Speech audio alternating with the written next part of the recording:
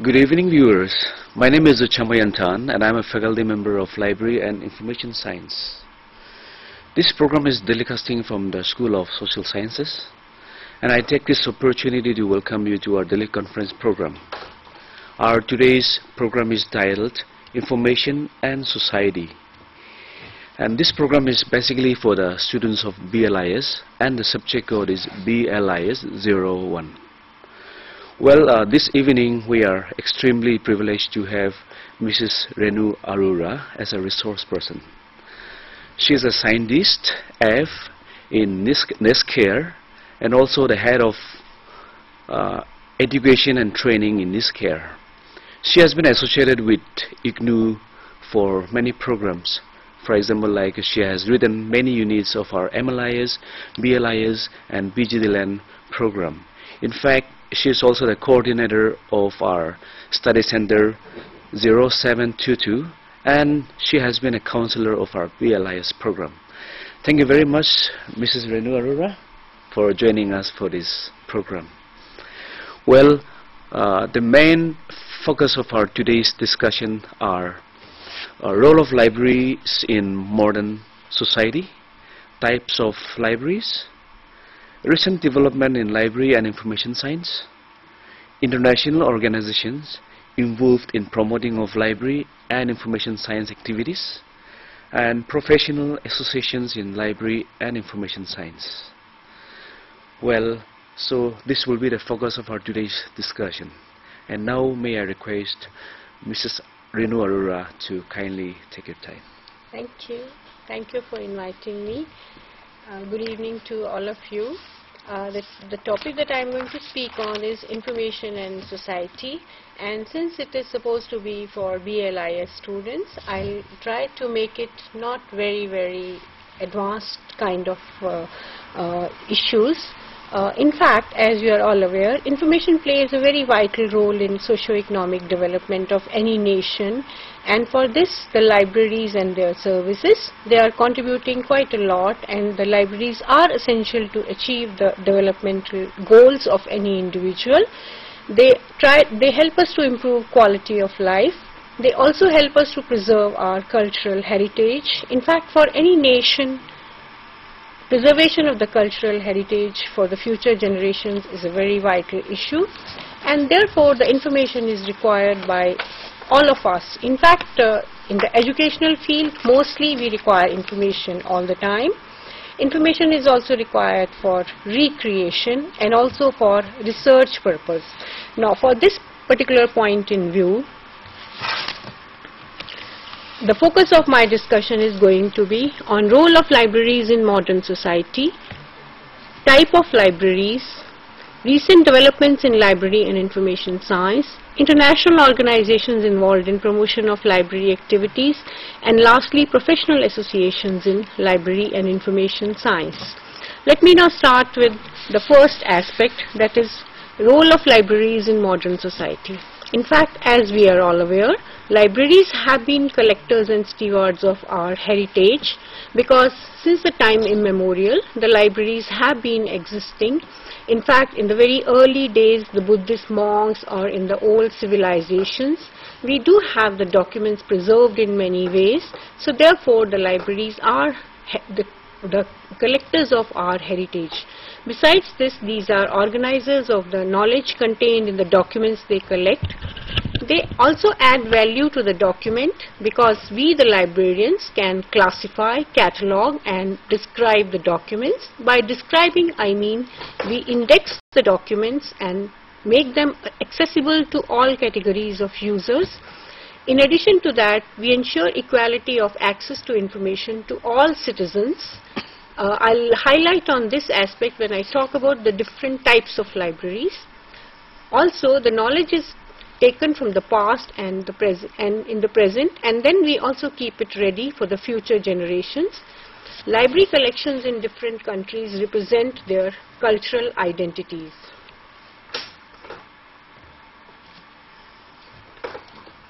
Role of libraries in modern society. In the modern society, role of libraries is prominent in many ways. Firstly, in learning and teaching. Secondly, as a center of cultural activities.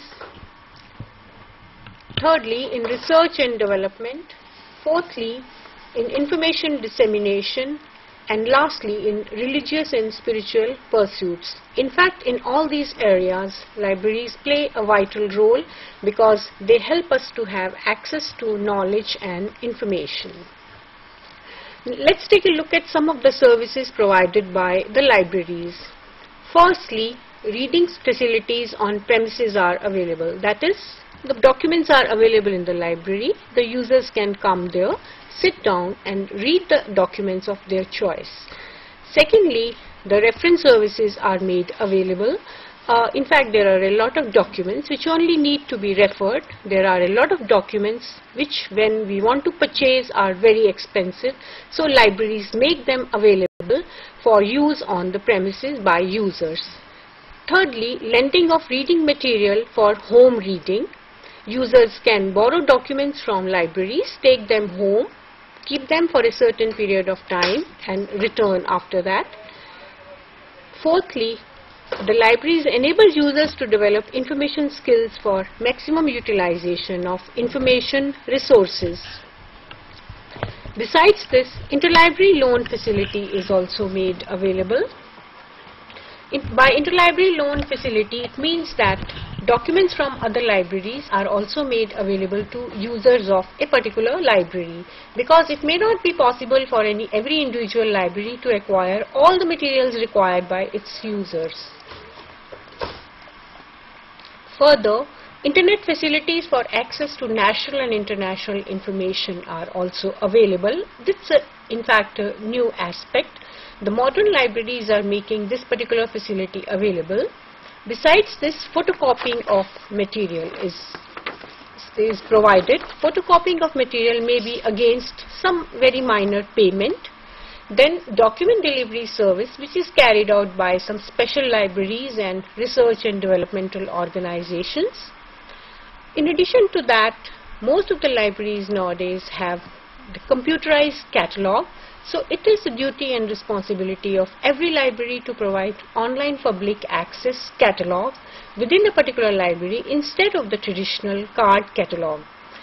And lastly, electronic and audiovisual information resources are also made available, because as we are all aware, the physical formats of the documents are changing. For a long time we had been using the printed material, but then of late this is going through a change, and then most of the material is now available in electronic form. Besides this, the recent material is usually available in electronic form. So therefore, electronic and AV information resources also need to be made available to the users. Let me now just read to you the 5 laws of library science as given by Dr. S.R. Ranganathan. Now, every student of library information science is aware of these 5 laws. Firstly, books are for use. Secondly, every reader his or her book. Thirdly, every book its reader. Fourthly, save the time of the reader. Fifthly, library is a growing organism. But then, these particular laws had been coined by Ranganathan many years ago, and in the present day context, these have slightly undergone little revision. Let me now just tell you what the revision is all about. Now, we were talking about books in the earlier days. Now we say information and documents are for use. Then every user his or her information or document instead of just book. Thirdly, every information or document its user. Fourthly, save the time of the user. We were saying earlier, save the time of the reader. It's been replaced by the user. And lastly, instead of library being a growing organism, we don't have just the libraries, but now we have libraries, information centers, documentation centers, and also information systems, which is definitely a growing organism. Now, I'll just briefly explain each of these laws in the context of the topic, because the topic is information and society. So in this particular context, I will just say that the first law talks about location of a library, the timings of the library, the building of the library, and the furniture of the library, and also the staff available in the library. The second law is basically concerning the authorities, how the authorities can make available the documents to the users. In fact, it's regarding the obligation of the state or the management or the authority of the particular library. And besides that, this law also speaks about choice of books, because the books have to be keeping in view the demands of the users. And it also talks about choice of staff, because the staff has to be available so that services to users are provided in the particular manner in which the users require them. In addition to that, resource sharing is another aspect that we can talk here. Now, concerning the third law, it says every information document its user. So basically we have to highlight the very fact of open access in libraries, because if documents are kept freely, people will come there and pick up the documents of their choice. Then it also talks about the services being made available to the users, because new documents have to be acquired by the library all the time. Whatever documents are acquired, these need to be displayed or publicized. And besides that, it also talks about holding of book exhibition or marketing of the documents and the information available with the particular library. And then I have already earlier talked about services, wherein I said the OPAC. So it also highlights on the library catalog, because library catalog basically tells every user the different documents that are available in the library. Then concerning the fourth law, again we will come back here to save the time of the reader. So here open access of documents is one particular aspect. Then classification and cataloging has to be in such a way that users can easily utilize the documents.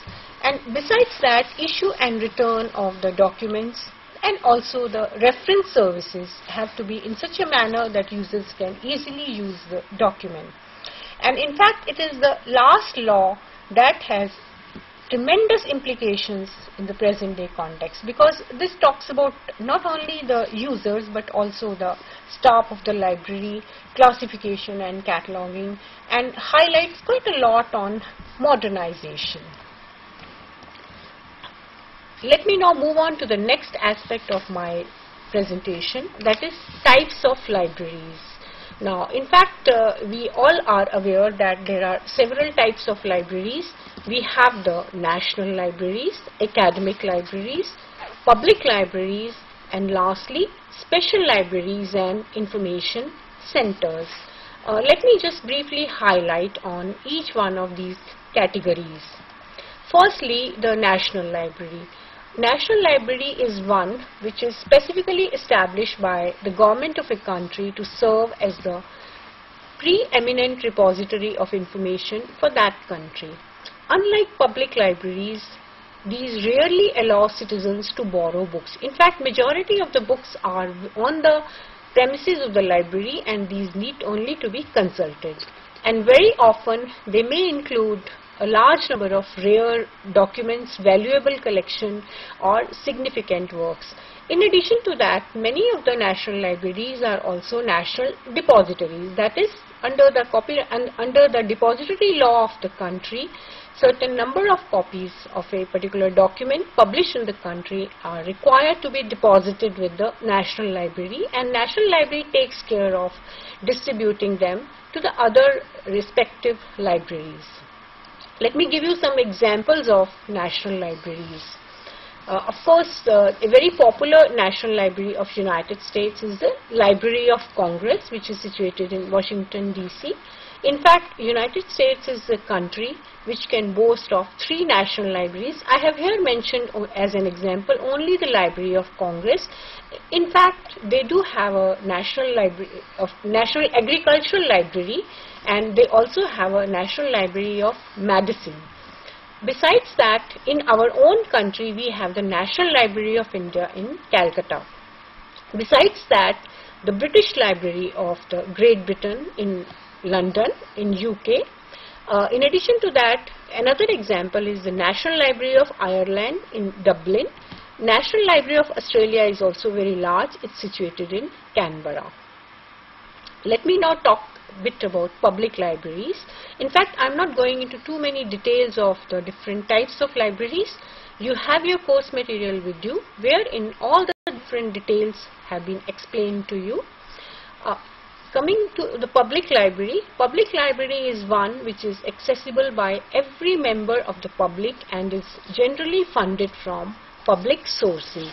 In fact, you can find a public library at the state level or at the city level, at the district level, at the village or taluk level, and also there are also book mobiles, which can be in the form of a bus, or it could also be on a cycle, or for example in Andhra Pradesh some of the mobile libraries are on rickshaws as well. In addition to that, the public libraries can also have a lot of extension centers. For example, the local hospital or the local prison could also be offered the services. What I mean is that the users there could also be offered the services of a public library. Now, public libraries, these exist in most of the nations of the world and are often considered an essential part of any educated and literate population. And of course, these are completely different from research libraries or academic or school libraries and other special libraries, because in this particular case they serve the requirements of the general public. In fact, any old senior citizen, small children, housewives, anyone could have use of the public libraries. Some examples of public library, of course these are from our own country. A very famous library that I have seen is the Connemara Public Library in Chennai. This is also the State Central Library of Chennai. Then in our own city Delhi, we have the Delhi Public Library. It has a large number of branches. Another very famous public library is the Khuda Bakhsh Oriental Public Library in Patna, and Trivandrum Public Library in city of Trivandrum is another public library. Let me now talk about academic libraries. Now, as the name says, academic library, academic libraries are those which support education, learning, teaching, study, research and other educational functions of parent academic institutions. In fact, every academic institution is supposed to be served by an academic library. Now, for example, there are schools having school libraries, there are college libraries, university libraries, and besides that, libraries are attached to centers of advanced studies. And in fact, there are a large number of examples of academic libraries. For example, your own university, IGNOU, has got a very nice library, which is the best example of an academic library. University of Delhi has a library. Then some examples I am giving of school library. Montfort Senior Secondary School, it's a school in North Delhi. Delhi Public School, it has branches in various parts of Delhi, and each one of them is supported by a library. There is a Ratan Tata Library that belongs to Delhi School of Economics, University of Delhi. Kirori Mal College Library, that's a college which is having a library. So there are a large number of examples in this way. Then we move on to special libraries and information centers. In fact, most of the experts, they give different version of what a special library and information center is. In fact, a very easy and a simple definition as I think of a special library is that any library that is neither a public library nor an academic library, I like to put it in the category of a special library. And special library is one which is with collection of reading materials in all formats dealing with some limited field of knowledge and provided for a learned society, R&D organization, some industry or some commercial undertaking. It could also be a government department or an educational institution, because there are a large number of educational institutions which are offering specialized information. The distinguishing aspect of a particular public library is that it has a specialized user group, And in addition to that, the activities carried out are very special. Services offered by a special library are again very special. In fact, most of the developments that we see today have, in fact, these have all started from public libraries, and later on these have all started from special libraries, and later on these have been picked up by the other categories of libraries. Some examples of special libraries. There is the National Science Library. It's the organization where I work, NISCARE. It's got a very large National Science Library devoted to all fields of science and technology. Indian Council of Historical Research has got a library. Then this is a documentation center, National Social Science Documentation Center, NASDOC of ICSSR. It's in Delhi. There is the Biotechnology Information Center. This is of a laboratory called National Institute of Oceanography in Goa. Just some representative examples that I am giving you. Let me move on to the next aspect, that is recent developments in library and information science. In fact, tremendous changes have taken place in the IT, which have been applied to the libraries in a big way, and these have forced all of us to take a look at the library and information science activities, and all these developments have resulted in a lot of changes in the way we have been working and offering services to our users. Let's take a look at what are the factors which are influencing our profession and why all these changes are required. Firstly, our budgets have started shrinking. Now, if I say budgets have started shrinking, that doesn't mean that the money has become lesser. The only thing is that the value of the money is reducing. So thereby, we have to find ways and means of using money effectively and efficiently. Then we are all concerned with the information overload, because the volume and variety of information has increased so much in the last 2 decades that it needs to, the different aspects need to be re-looked at. Then there have been new tools and technologies available which necessitate the different changes. And then besides that, earlier it was only the librarians who were offering services, but then more and more new players are coming on the scene. In addition to that, the number of users have increased tremendously and their requirements have changed quite a lot.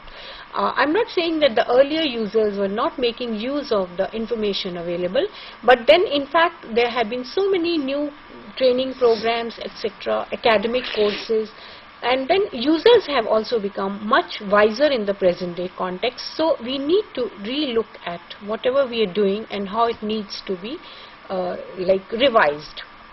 Now, what are the characteristics of a modern information system? Let's take a look at that. Firstly, there is high degree of automation. Secondly, a lot of stress is on connection building rather than on collection building. Now, by connection building, I mean having networks and networking instead of buying more and more documents. Then we are having computer-savvy library staff. In addition to that, the patron responsive systems have become very active. In addition to that, anytime, anywhere, any form of information is required by the users. The next aspect is being part of a consortia. Anyway, in the part 2 of my presentation, I'll talk about need for consortia and then resource sharing as well. Then we have having facilities of access to databases, and then we also have access to electronic journals, and in fact internet is being exploited as a major resource in the present day context. So with this in view, we have to see what are the recent developments and trends in library information science that have brought in a change in the way we look at information and how our society is going to absorb all these changes. Firstly, the library resources. Secondly, the information communication technology, or we popularly call it ICT applications. Then library automation. barcode technology, because we are going in for library automation, barcode technology, and then RFID is another aspect that we have been applying. Then resource sharing, networks and networking. Digital libraries is another aspect that we have to give a lot of stress on, because instead of having printed documents, we are talking about electronic information and also digitizing our collection. Then, as I have already said earlier, internet has to be exploited as a major resource. And because we are going to digitize information available with us, the IPR issues for libraries are emerging in a big way. And then, in order to popularize whatever work we are carrying out, we have to take a look at marketing of our products and services. I'll then move on to the next aspect, that is the changing collections. In fact, earlier we had been talking only about the printed documents. Of course, printed documents in large number of varieties, but then the present day changing collections, these consist of online products and sources, then CD-ROM products and services, e-documents. E-documents are available in a variety of forms. There may be e-books or e-journals and so on and so forth. Then hypertext and hypermedia is another manner in which our collections are undergoing a change. And let's take a look at impact of information technology and how the modern IT has affected our activities. Firstly, our library operations have been affected. Secondly, information resources. Thirdly, information services. Fourthly, staff skills requirements. And lastly, users' expectations. In fact, the users are also aware of the importance of internet and the electronic media, and they also expect quite a lot from the modern libraries. And how can we apply the information technology, information communication technology applications to library activities? Firstly, there has been increase in resource sharing. Secondly, importance of library networking is on the move. The printed material needs to be transformed so that we go in for digitized information. User awareness I have already talked about, and lastly the electronic library, because presently we have the libraries which are, instead of having just the printed documents, we are having the electronic libraries. Let me now move on to the next aspect, because our focus is information and society. So let's take a look at some of the international organizations and how they have been involved in promoting of library activities. In fact, for any profession to prosper, it is the national and the international organizations that help in promotion of activities, and the same is for our profession also. So some of the major organizations, these include firstly the UNESCO. UNESCO is, as I think you are all aware, United Nations Educational, Scientific and Cultural Organization.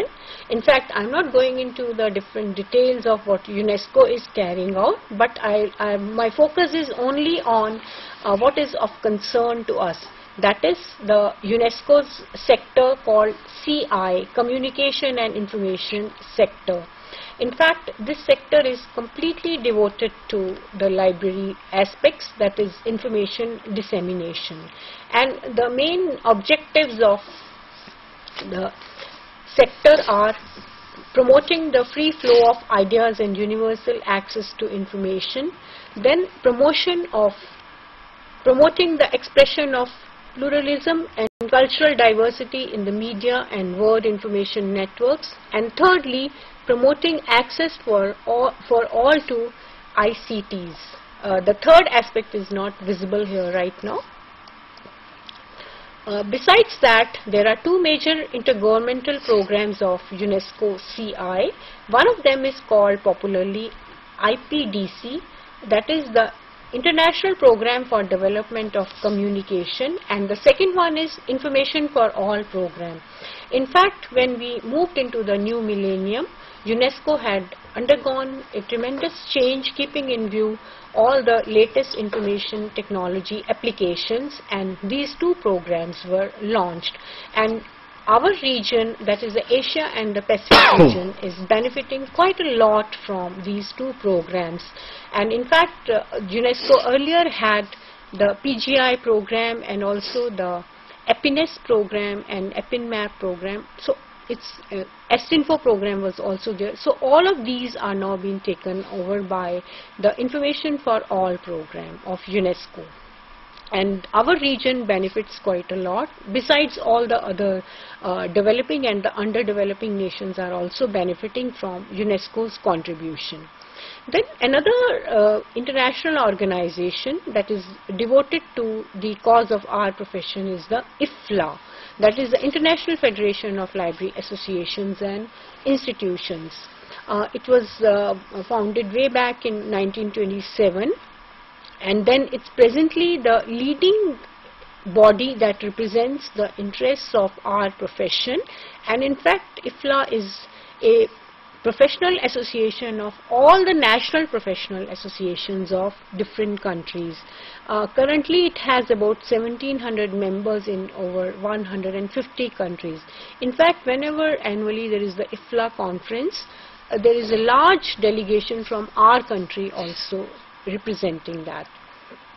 Let me just list out some of the core programs of IFLA. The first one is Action for Development Through Libraries program, popularly called the ALP program. Then Preservation and Conservation program is the second one. In addition to that, there is a program called ICABS, which is regarding the bibliographic standards. Then IFLA has also adopted the UNIMARC, that is for having computerized cataloging standards, etc. Then IFLA also has the FAIFE program, that is for free access to information and freedom of expression. This is actually taking into care the trans-border data flow and other aspects. And lastly, IFLA has a committee on copyright and other legal matters. So as you can take a look at all the six programs, you can see that how much benefited the society is by all these programs. So it's through the information activities that users are being benefited. Besides that, there is a program called INIS, International Nuclear Information System. This is a specialized program which was launched by IAEA. These are again the UN programs, and INIS and its complementary program EGRIS, which I'll be showing you next. So these are the programs which help users to have access to the world's scientific and technical literature related to the field of nuclear sciences, and how nuclear information can be used for peaceful purposes. That's the main idea here. In fact, INIS is having a large number of databases, products and other services which help users internationally to have access to nuclear information in all the member countries of United Nations. Then, as I've said, EGRIS is a complementary program again of United Nations. This is the International Information System for the Agricultural Sciences and Technology, and this has been created by Food and Agricultural Organization of the United Nations.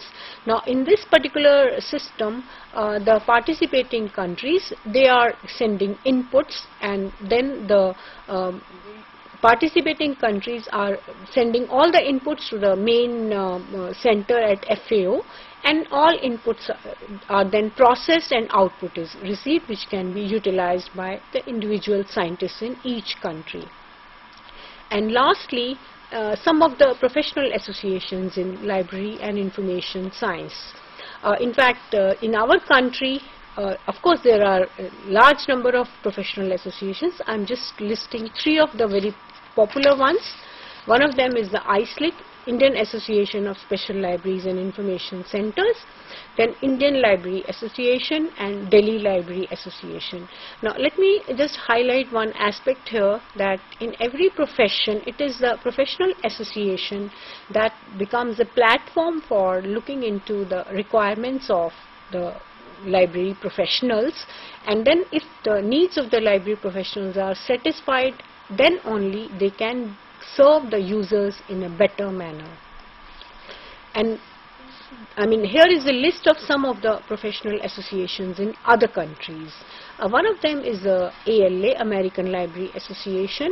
Then UK has also its own library association. Just like our ISLIC, there is the ASLIB in UK, that is Association for Information Management.